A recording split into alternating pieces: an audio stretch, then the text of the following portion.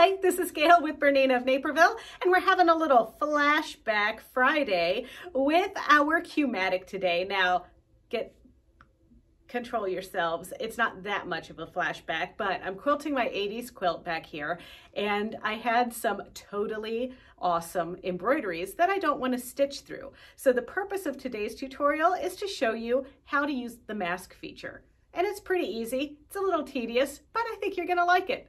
Let's get started. Let's look at one of the most underrated tools in your Q-matic software, and that's the mask tool. So I'm going to mask a hole in the middle of this kind of modern looking background fill design, and I'm going to do it by pressing this button right here. It's the pentagon inside a dark square. I'm going to create a region using my sew head, and let's go over there and have a look at it and see what I'm going to do to it. So I'm going to put that design in my background here of my rainbow. This rainbow, it's so cute. It's from the Radically Retro collection from Scissortail Stitches. You have to totally check it out, and you have to check out this quilt when I'm done with it. It's super cute. But this, I want to kind of block this out. So this is kind of a cool technique for you if you have a quilt that has a lot of embroidery designs. Now, I sometimes have quilted right through my embroidery designs, but sometimes you don't want to do that. So on this one, I am going to use my sew head, and I'm just going to go clickety click, click, click around this rainbow so that it won't stitch through the rainbow. So what I'm going to need to remember is to use this set button. And this set button is going to be what I click every time I want to add like a little pivot point around my rainbow. So I'm going around here, and I'm going to just start somewhere around this cloud. And so I'm kind of moving it, and I'm going to start, you can see my laser pointer there. I'm just kind of lining it right on the indentation of this cloud, and this way I can remember that's where I started. So now I'm going to hit my first set. Then I'm going to just kind of go over here to the tip of the cloud and hit set. And now you could add as many of these little pivot points as you want, but this background fill isn't that solid. So I'm just gonna do a few.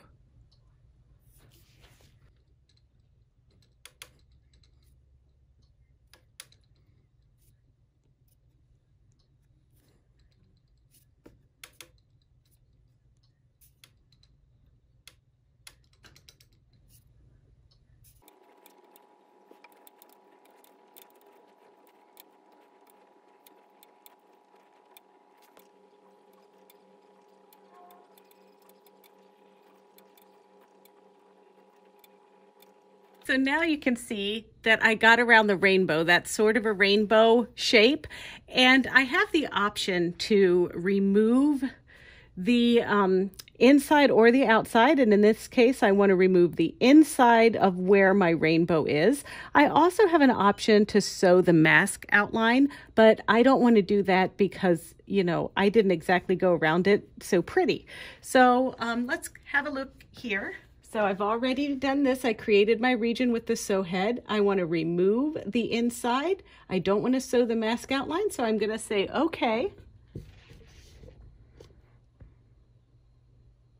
And then once I say okay, you're going to see that area be removed right there. Look at that. It went away. Now, the fun part is stitching this out, and it is a little tricky, but it's kind of worth it if you have something with super cute embroideries you don't want to sew through. I'm going to bring my thread up, and you see here that I'm using my number 24 open toe foot. Really, I'm using it because I wanted to see exactly where my laser pointer was pointing. But honestly, at this point, I probably would like to switch back to my cup clip foot so that it'll go over this embroidery nicely. Just gonna pull my thread out from under there. All right.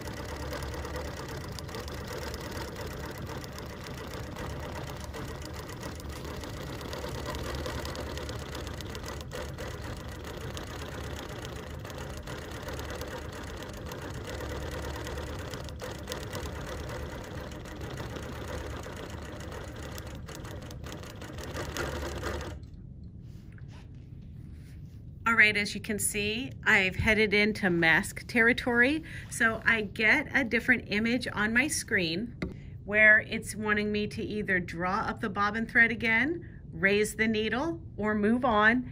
And this is a situation where I just move on. So I'm gonna click my little check mark and the machine moves to the next spot. And then I'm just gonna touch the check mark again. And then I'll just trim my jump stitches afterwards.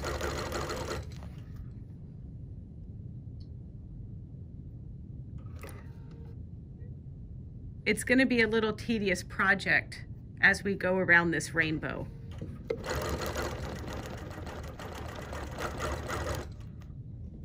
And you can see there it stopped again.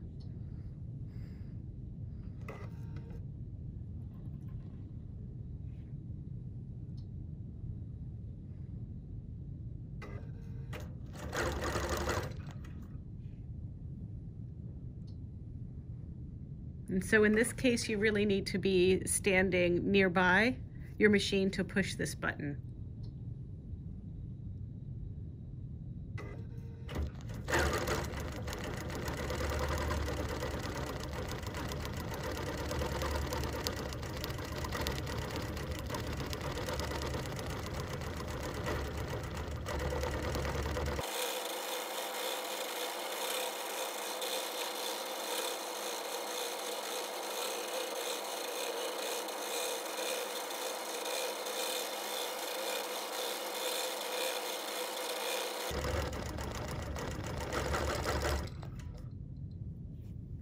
Okay, now I'm gonna hit my check mark again. It's gonna move a little further this time.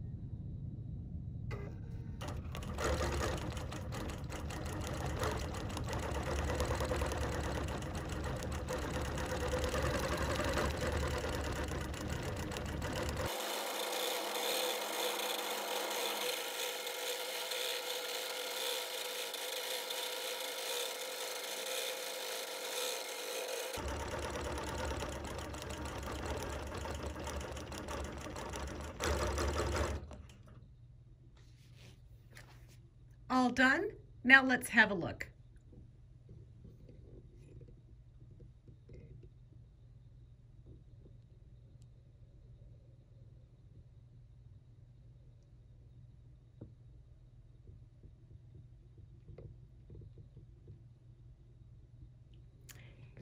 Now, I will come back on the machine once I've done with all of the Q-matic stuff, and I'm going to freehand do a little stitch around all of my embroideries just to make it be a little bit flatter. But that's one way that you can do mask. Now, if you want to do this a few more times, what I like to do is use the undo button. Then the undo button will let me remove that mask that I just made. I actually had to morph my square a little bit to get it into place. And then now I have the opportunity to place this design in another embroidered block, trace around the design, and do exactly what you just saw me do again. Now, wasn't that just as easy as I told you it was going to be? I thought so. So if you want to see more videos just like this one, don't forget to check out our BERNINA of Naperville YouTube channel. It's easy. It's youtube.com/BERNINA of Naperville. And if you wouldn't mind, please like us. Who wouldn't want to be liked? Subscribe and comment. We want to know what you have to say. But anyway, now fire up that old Q-matic, do some masking, and keep sewing. Bye-bye.